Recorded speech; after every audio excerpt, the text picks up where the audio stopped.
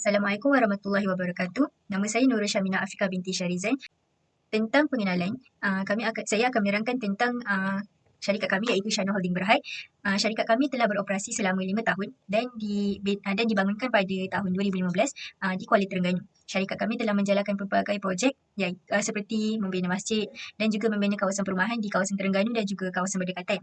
Syarikat kami juga menggunakan tenaga pekerja mahir dan juga pekerja yang mempunyai pengalaman dan profesional dalam bidang pembinaan dan juga bidang berkaitan seperti arkitek bertauliah dan juga kontraktor yang mempunyai grade G2 dan ke atas. Seterusnya, syarikat kami juga telah membuka cawangan di pelbagai negeri seperti Kuantan, Pahang dan juga Shah Alam, Selangor. Seterusnya, saya akan menerangkan tentang carta organisasi bagi syarikat kami. Yang berada di atas sekali ialah manager director iaitu saya, Nurul Syamina Afiqah binti Syarizan, yang mempunyai kuasa dalam menentukan operasi dan pelaksanaan syarikat kami. Dan di bawahnya ialah general manager iaitu Nur Alisha Farihah binti Kamaruzaman yang akan membantu manager director dalam mengarahkan dan mengkoordinasikan projek dan syarikat kami. Seterusnya, di bawahnya ialah projek koordinator dan manager iaitu Ainatul Fasyiha binti Ahmad yang mempunyai tanggungjawab dalam melaksanakan dan menjalankan projek-projek yang akan dijalankan oleh syarikat kami supaya berjalan dengan lancar. Dan di bawah kami juga terdapat arkitek, perunding, kerani, site supervisor, juruk bahan dan kontraktor yang bertauliah dan juga berpengalaman. Seterusnya, saya akan menerangkan tentang pelan lukisan yang telah dipilih oleh syarikat kami untuk menjalankan projek Shana Luxurious Villa ini. Syarikat kami telah memilih pelan lukisan sebuah rumah banglo bertingkat 1 di atas tanah lot yang mempunyai panjangnya ialah 9,075 dan juga lebarnya ialah 17,483. Di dalam pelan ini juga terkandung ground floor plan dan juga ground beam layout plan, pad footing plan dan juga kolam stamp plan yang akan membantu kami untuk menjalankan pengukuran kuantiti pada jalan kira yang seterusnya. Ruang-ruang yang telah dipilih oleh kami untuk menjalankan pengukuran kuantiti ialah bedroom 3, dining area dan juga dry kitchen. Assalamualaikum warahmatullahi wabarakatuh. Nama saya Nur Alisha Farihah binti Kamaruzaman. Saya akan menerangkan jadual kadar harga yang berkaitan dengan pengiraan kami. Yang pertama ialah menggali tanah. Yang kedua, menggali tanah untuk tapak konkrit. Yang ketiga, tukang konkrit. Yang keempat, konkrit tuang di situ bertertulang. Yang kelima, tertulang untuk konkrit. Yang keenam, hard core. Yang ketujuh, acuan konkrit. Dan yang terakhir sekali ialah lain-lain seperti kerja-kerja memotong atau mencatas pokok dan kerja-kerja menggali atau mencabar akar. Nama saya Ainatul Fasyiha binti Ahmad. Saya akan terangkan bagi excavation work, reinforced in stamp, pad footing dan juga kesimpulan. Untuk excavation work, saya akan bagi satu contoh iaitu dining area. Untuk hasil pengiraan beam untuk pasi X ialah 4.28 dan manakala untuk pasi Y ialah 4.087. Untuk pengiraan topsoil, kami ada assume kami ialah 100 mm dan hasil pengiraan kami ialah 17.362.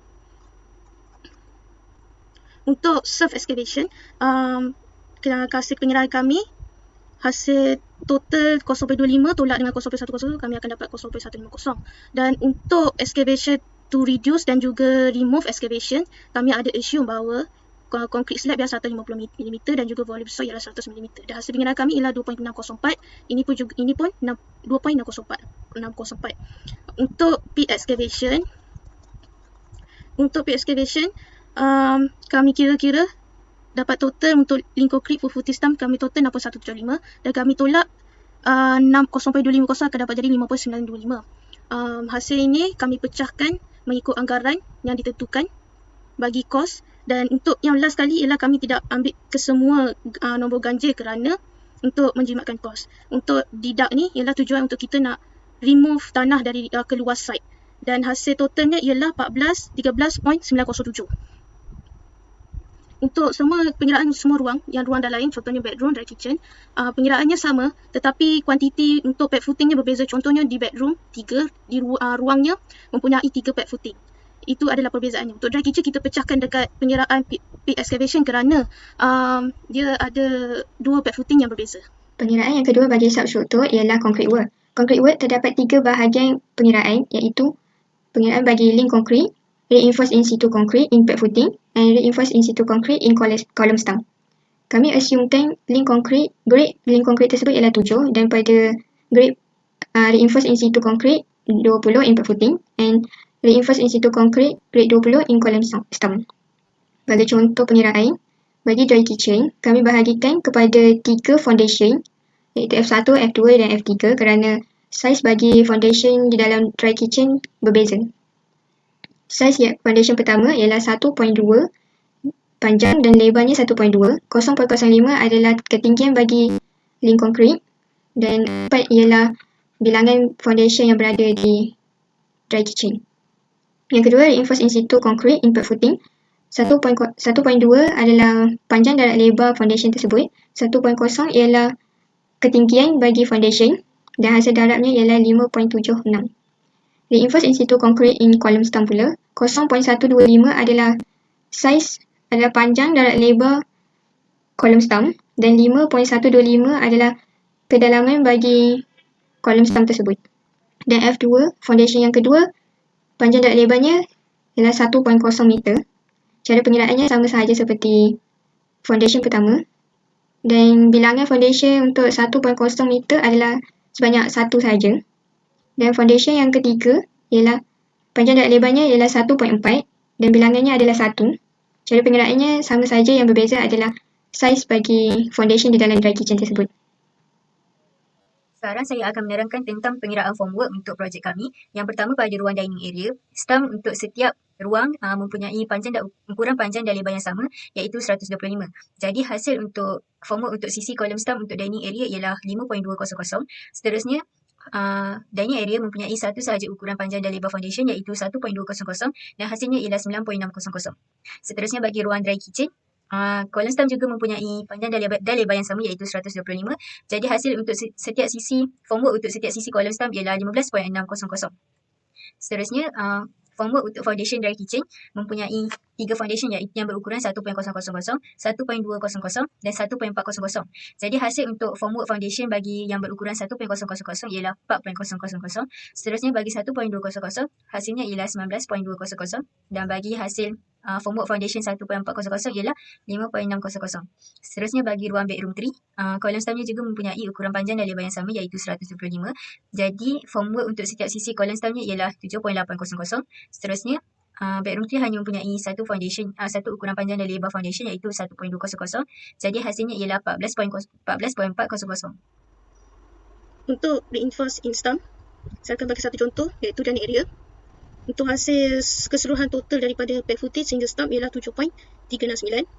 Dan untuk hasil tolak daripada pad footing sehingga ke stump ialah hasil tolak ni sama dengan hasil tambah ni dapat 7.297. Untuk advance ni ialah untuk kami punya ialah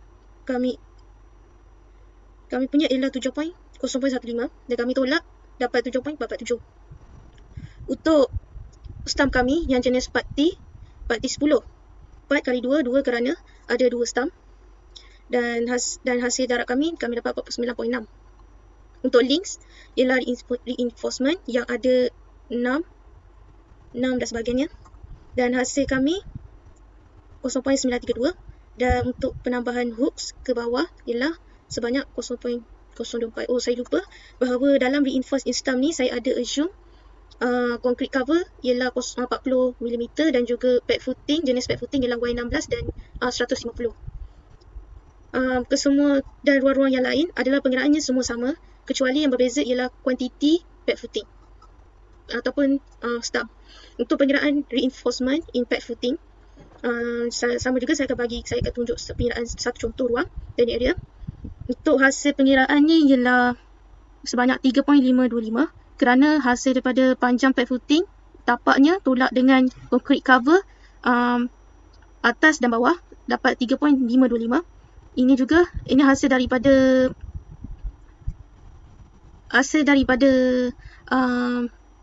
tepi. Jadi maka jumlahnya 1000. So yang bahagian ni hasil daripada 3.525 tambah dengan 1.840 akan dapat 5.365. Untuk nose of bar ialah tujuan untuk kita kira berapa besi yang akan diletakkan di dalam pad footing. Hasil pengiraan kami ialah 25 besi yang akan diletakkan dalam pad footing. Dan kami juga untuk reinforcement in pad footing juga kami ada assume bahawa jenis besi untuk diletakkan dalam pad footing ialah 4Y16 150. Sama juga dengan ruang-ruang lain. Ruang-ruang lain pun pengiraannya semuanya sama. Seterusnya ialah concrete in ground beam.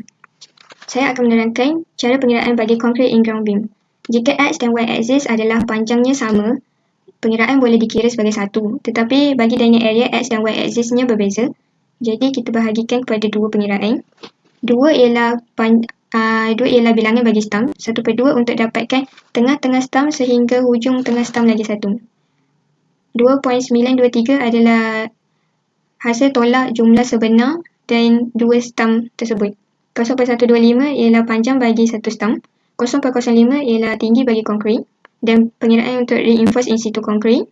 2.923 ialah jumlah ini. Dan 0.125 panjang bagi satu stump. 0.450 ketinggian bagi satu beam section. Bagi formwork to ground beam, pengiraannya dapat daripada hasil darab bilangan stump pada x-axis dan darab kiri dan kanan bilangan beam section dan darab dengan hasil panjang yang sudah ditolak di dalam pengiraan concrete in ground beam. Y-axis pengiraannya sama sahaja seperti x-axis. Seterusnya, saya akan menerangkan tentang pengiraan bagi reinforcement for ground beam. Bagi dining area, panjang dan lebar untuk beam bagi x-axis dan y-axis adalah berbeza. Jadi, kita memerlukan dua pengiraan yang berbeza. Bagi panjang beam pada x-axis ialah 3.048. Jadi, hasil pengiraan untuk reinforcement for ground beamnya ialah 25.824. Bagi y-axis pula, panjang beamnya ialah 3.487. Jadi, hasil pengiraannya ialah 29.336. Untuk stirrup iaitu pengikat, ground beam mempunyai lebar sepanjang 125 iaitu 0.125. Jadi untuk x-axis, number of stirrup hasilnya ialah 24.768. Dan juga bagi y-axis, hasil pengiraan bagi stirrupnya ialah 32.508. Untuk dry kitchen pula, pengiraannya adalah lebih kurang seperti dining area kerana mempunyai panjang pada x-axis dan y-axis yang berbeza.